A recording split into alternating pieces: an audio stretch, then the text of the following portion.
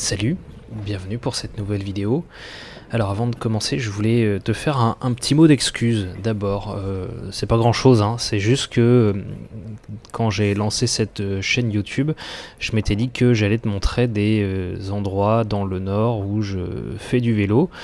Et puis je me rends compte qu'il y a eu un petit peu tromperie sur la marchandise quand même, parce que voilà, les 3-4 premières vidéos que j'ai postées, effectivement, c'était dans le nord, et puis ensuite j'ai profité de mes déplacements professionnels pour aller pédaler ailleurs, et pour te montrer aussi un petit peu tout ça. Et finalement, j'ai pas posté grand chose de l'île ou des endroits aux alentours, où c'est pourtant là où je vis. Mais voilà, maintenant que j'ai un peu arrêté de me déplacer et que je suis revenu dans le nord, ça me permet de te montrer un peu des endroits autour de chez moi. Voilà, ceci étant dit, du coup ça me permet de recommencer un peu entre guillemets en te présentant ici ce qui est en fait mon trajet de vélo taf depuis la fin du mois de septembre, depuis la rentrée dernière en fait. Alors t'inquiète pas si les images passent un peu vite, hein, c'est juste que déjà mon trajet est très court et puis de toute façon c'est quasiment le même trajet dans un sens ou dans l'autre, donc tu verras les images dans un sens et puis dans l'autre, même si ça permet de voir aussi des différences. Alors là tu as remarqué qu'effectivement il fait nuit, puisqu'il est 4h du matin et voilà, puisque c'est l'heure à laquelle je pars travailler. Je travaille tôt le matin en ce moment, et donc le gros avantage par contre c'est qu'évidemment il n'y a personne sur la route à ce moment-là.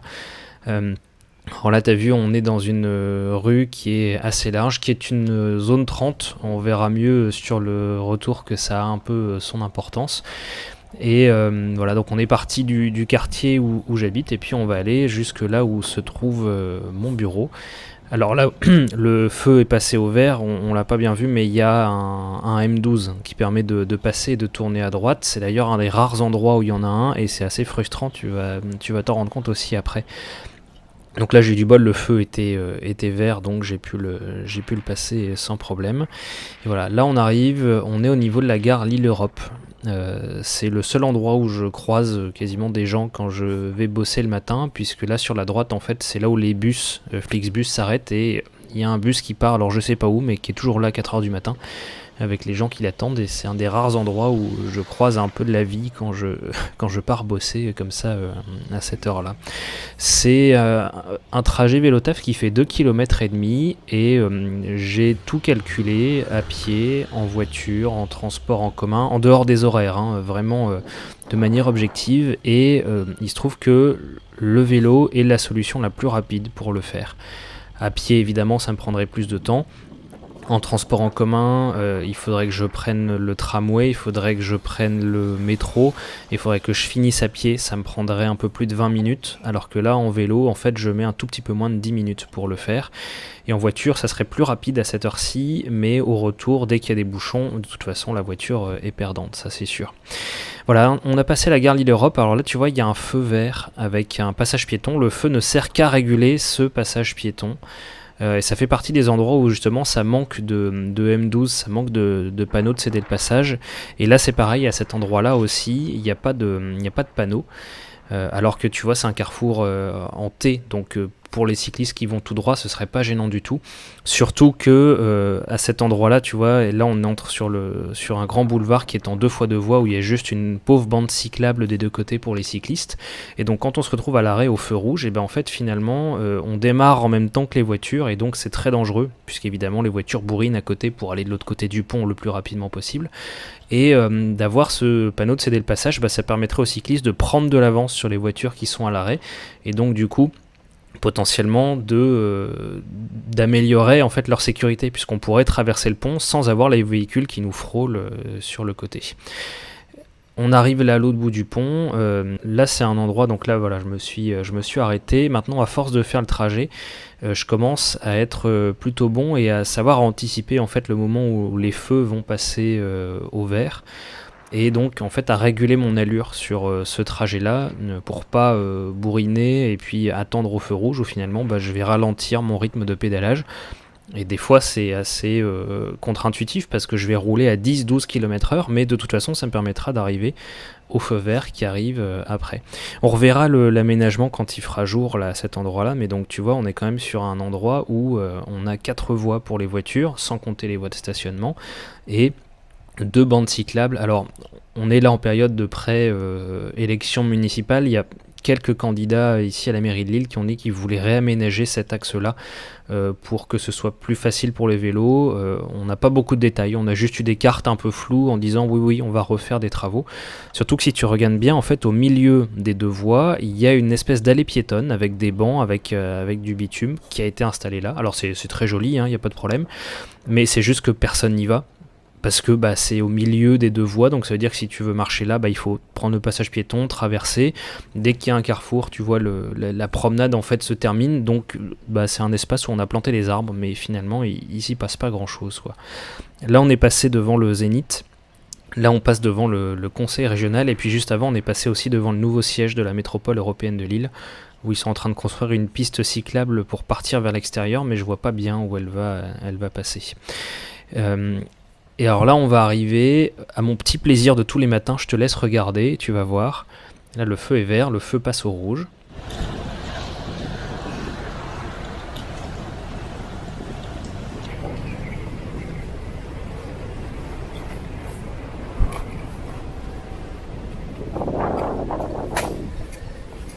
Hop, et voilà, mon petit virage en crochet, donc t'as vu, il y a un CD le passe, il y a un M12, donc je tourne à droite, j'arrive dans la rue, je fais demi-tour, je prends mon feu vert, et ensuite je repars à gauche, dans la rue que je veux emprunter, et voilà. Et là on arrive dans le quartier où il y a mon bureau, donc on arrive au bout de mon trajet vélo taf, tu vois, ça prend moins de 10 minutes pour le faire en partant de chez moi. Et je sens que je vais devoir renvoyer un chèque à Bilouk parce qu'il va encore me dire que je lui ai piqué sa technique pour passer les feux rouges. Enfin bref, petit fondu au noir, hop, et voilà, on est reparti dans l'autre sens. Donc là, j'ai fini ma journée de travail, donc là il est midi à peu près quand je rentre chez moi. Donc tu vas voir qu'évidemment la disposition et la circulation est pas du tout la même si c'est apaisé, parce qu'évidemment j'évite les horaires de bureau, enfin c'est relativement apaisé, puisqu'évidemment je passe par des axes qui sont quand même très très véhiculaires. Donc je repasse par la petite contre-allée qui est là et pas par l'avenue, parce que déjà ça m'évite les feux qui sont sur l'avenue, et puis ça m'évite aussi toute la circulation de la 2x2 voies, et ça peut avoir son importance parfois. Donc on se retrouve encore à nouveau là sur le rond-point. Toutes les voitures qui sortent de la droite que tu vois en fait arrivent de l'autoroute. C'est la sortie d'autoroute qui arrive là pour rentrer dans le centre-ville de Lille. Donc il y a énormément de circulation ici le matin. Généralement le carrefour là, le rond-point est bouché. Alors t'as vu, j'ai pas mis mon bras pour tourner parce que comme là en fait je vais tout droit et que je tourne à droite, je mets pas forcément mon bras parce que déjà je suis avec un vélo pliant, donc en termes de stabilité c'est plus compliqué. Et en plus, je gêne pas les véhicules qui voudraient tourner puisque je reste sur la droite sur la bande cyclable, donc ça pose pas de problème. Je sais que c'est pas dans les règles, mais ça gêne personne. Évidemment, si je voulais tourner à gauche, je mettrais mon bras pour dire que je reste dessus, puis je me mettrais à l'intérieur du rond-point surtout. Mais là, ça me permet de garder le contrôle sur mon vélo, surtout que des fois, il y a des véhicules qui frôlent un peu pour sortir du rond-point. Quand je te parlais de prendre l'habitude des feux.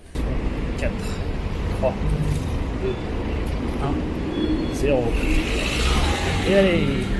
Bon, c'est mon petit jeu pour rentrer chez moi. Voilà, j'ai 7 feux sur le trajet qui fait 2,5 km, je te rappelle. Donc à force, on commence à connaître les rythmes des feux et à savoir s'il vaut mieux ralentir ou pas, pour savoir à quel moment passer.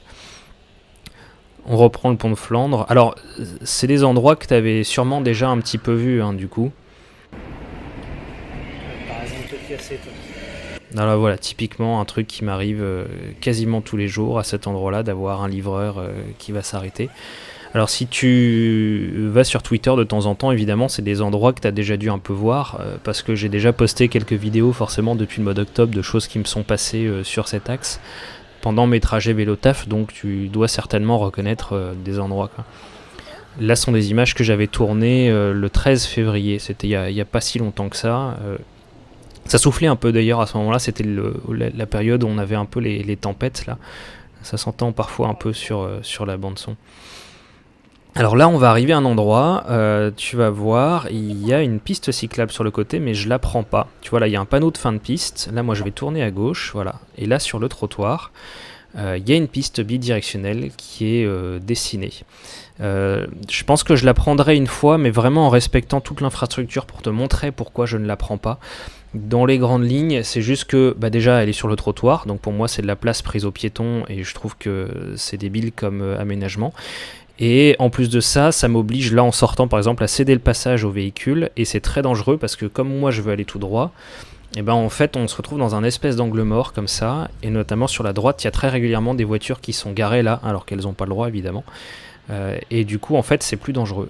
Et le dernier truc, c'est que comme de toute façon il y a un feu au bout, finalement en fait je ralentis pas du tout les véhicules qui seraient derrière moi, puisqu'ils arrivent au feu rouge, tout simplement. Donc finalement ça gêne personne que je me mette sur la route, et à la limite ça laisse l'espace aux piétons, et c'est ce que moi je retiens, quoi. Et voilà, et là on repart, et là on revient, on est ici dans une zone 30. Pourquoi ? Parce que tu sais peut-être que la ville de Lille, il y a quelques temps, a décidé de généraliser les zones 30 et la limitation à 30 km/h sur ces rues. Là on est à la limite de Lille, mais c'est toujours à Lille. Donc cette grande route que tu vois là, avec deux larges voies comme ça, est devenue une zone 30. Alors évidemment elle est jamais respectée, encore que ce jour-là on le verra pas parce que là j'avais pas ma caméra arrière, mais à la fin du trajet là derrière moi j'ai une voiture qui va rester derrière moi parce que là je roule à 25 km/h et qui va jamais me dépasser, et c'est honnêtement la première fois depuis 4 mois, 5 mois maintenant que je prends cette route là tous les jours que ça m'arrive, alors que systématiquement ici y a personne à 30 km/h. Alors ils ont mis un petit radar pédagogique, on va voir là, il est sur le poteau à gauche là, voilà. Très sympa pour indiquer aux gens qu'évidemment ils ne roulent pas à 30 km/h, mais ça, tant qu'il n'y aura pas des contrôles à cet endroit-là, ça changera pas, quoi.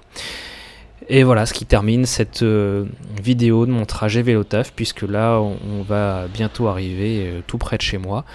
Alors je te mets le relive aller et retour. Alors c'est vraiment anecdotique, hein, parce que tu vas voir, voilà, quand je te dis que le trajet est très court. On va repasser le long du cimetière, la gare Lille-Europe, voilà, le pont, et puis la grande avenue. Et puis dans l'autre sens, ce sera pareil. Alors je vais essayer là dans les semaines et les mois qui viennent de te remontrer ce même trajet dans des conditions un petit peu différentes, parce que là c'est mon trajet habituel, mais ça m'arrive de le faire à d'autres horaires notamment, et c'est là où on se rend compte aussi que parfois ça change beaucoup de choses en fait quand il y a des circulations ou qu'il n'y en a pas. Enfin voilà, écoute, j'espère t'avoir fait découvrir un petit peu ce côté de Lille qu'on ne connaît pas forcément, parce qu'évidemment c'est pas le centre-ville. Et puis moi je te dis à la prochaine, salut.